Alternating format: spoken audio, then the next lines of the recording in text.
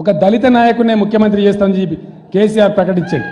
నేను చెప్పినా అంటే తల నరుక్కుంటా కానీ ఆ మాట తప్పను. అన్నరా మరి చేసిండ్రా? చెయ్యలే. 1 లక్ష దళిత కుటుంబాలకు ఈ రాబోయే 4 ఏళ్లలో ఖచ్చితంగా 3 ఎకరాల భూమి పంపిణీ చేయాలని చెప్పి ప్రభుత్వం కేబినెట్ ఆల్రెడీ డిసైడ్ చేసింది. ఆ కార్యక్రమం కూడా జరుగుతుంది. చెప్పిండ్రా? ఇచ్చిండ్రా? ఇయ్యలే. ఇంకేం చెప్పిండ్రు?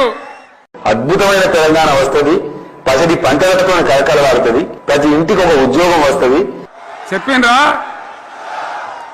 లేదా అన్న? మీరు మధ్యలో చెప్తలేరు. చెప్పిండ్రా? ఇక నుంచి తెలంగాణ రాష్ట్రంలో పేదలకు కట్టే ఇల్లు డబల్ బెడ్రూమ్ ఇల్లే ఉంటుంది తప్ప ఆ ఒక్క రూమ్ డబ్బా రూమ్ కట్టేటువంటి పద్ధతి మన రాష్ట్రంలో ఉండదు అని చెప్పి నేను మనవి చేస్తా ఉన్నాను. డైలాగులు కొట్టి మేము ఇచ్చేస్తామన్నారు. ఇచ్చిండ్రా? ఇయ్యలే.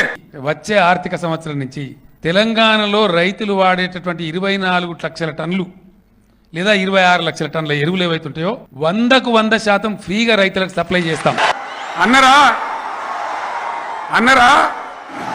మరి చేసిండ్రా? చెయ్యలే.